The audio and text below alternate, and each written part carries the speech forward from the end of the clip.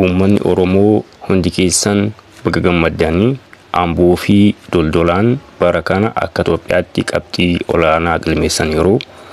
Ibsa guutuu isaa akka armaan gadiitti isinitti hima. Qormaata kutaa 12ffaa bara kana qabxii olaanaa galmeessuun Doldolaa fi Amboon Oromiyaa waamsisaniiru. Bifuma kanaan mana barnootaa ifa booruu Doldolaan dhiiraan qabxii 500 fi 91 saayinsii uumamaan tokkoffaa ba'aniiru. Akkasuma mana barnootaa boordiingii Amboo dhiiraan qabxii 500 fi 62 fiduun saayinsii hawaasaatiin tokkoffaa ba'aniiru.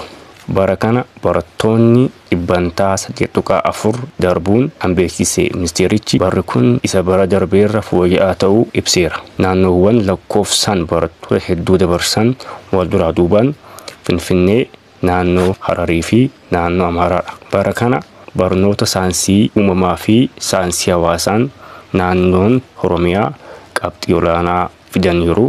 Akkasuma saayinsii uumamaatiin qabxii 500 fi 79 fiduun lammaffaa kan ba'an Finfinnee mana barumsaa Bisreet Gabree jedhama. Saayinsii hawaasaatiinis 500 fi 48 fiduun Seenet Yoosef irraa qabxiin kun galmaa'eera.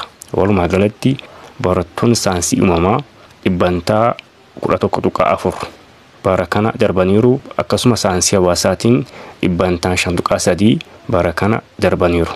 Walumaa galatti akka biyyaatti 8.4 50 ol fiduun darbaniiru. Walii galatti barattoonni 48,000 fi 929 bara kana akka darban ministeerri barnootaa himeera jechuudha. Bara kana manni barnootaa 1,249 barataa tokko illee hin dabarsine. Bara kana akka biyyaatti barattoonni 2,384 500 ol fidaniiru. Isaan keessaa Oromiyaan lammaffaa irratti argamti. Baay'inni Oromiyaan qabdus 794 lammaffaadha. Tokkoffaarra kan taa'e Finfinneedha. 888 fiduun tokkoffaa ba'eera. Sadaffaan immoo naannoo Amaaraati. 385 fiduun naannoon Amaaraa sadaffaa ba'eera jechuudha.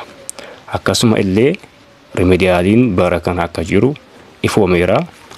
Egaa uummanni Oromoo hundi keessan baga gammaddanii baga milkooftanii horaa bulaa isiniin jenna.